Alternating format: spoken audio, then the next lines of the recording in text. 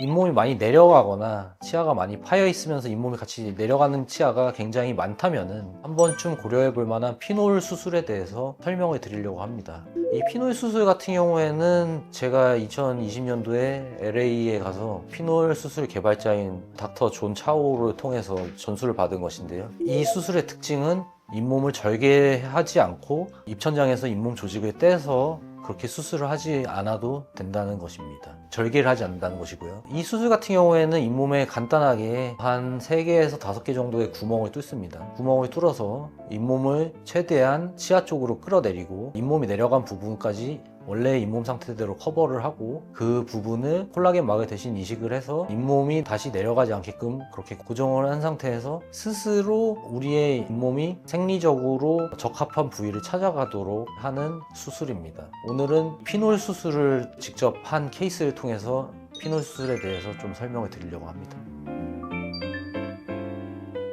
환자분이 이제 잇몸이 많이 내려가셨다고 오셨어요. 특히 앞니를 포함해서 송곳니 쪽이 굉장히 잇몸이 많이 내려간 모습이 보입니다. 이 부분을 이전에 떼우기도 하셨는데요. 치아의 길이가 굉장히 길어져 보이거든요. 근데 이 치아가 길어져 보이는 게 한두 군데가 아닙니다. 이런 경우에는 사실 잇몸 이식을 하기에도 잇몸 이식 조직 자체가 굉장히 부족하고 그렇기 때문에 피놀 수술을 하기로 결정을 했습니다.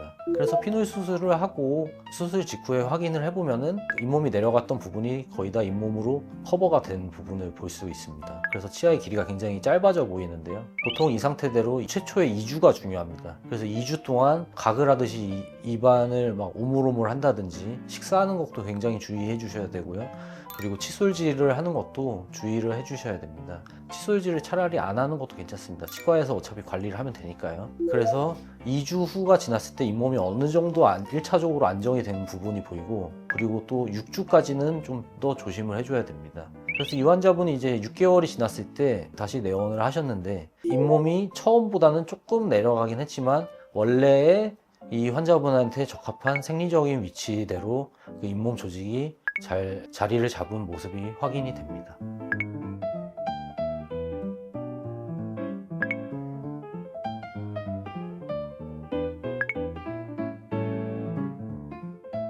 환자분은 굉장히 만족을 하셨고요. 이 잇몸 이식을 한다고 해서 치아가 깨진 부분을 떼우지 않아도 된다는 건 아닙니다. 잇몸 이식을 통해서 1차로 치아 뿌리 부분을 잇몸으로 커버를 하고 원래 치아의 머리 부분에 해당되었던 부분에서 깨진 부분은 본드필이나 레진으로 그렇게 수복 치료를 해줘야 되는데 이 환자분은 비용적인 부담으로 그렇게까지 진행하지는 않았습니다.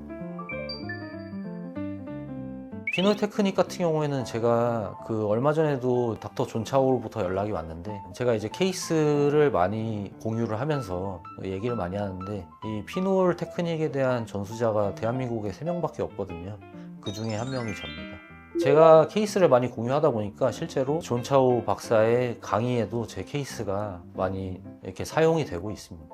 이번 4월 달에 이 피놀 기술도 업그레이드가 되고 있다고 해서 이번 4월에도 그런 어드밴스 코스를 들으러 LA에 잠시 다녀오기로 했습니다. 네, 그렇다고 할 수 있습니다. 오리지널은 이제 3명이죠.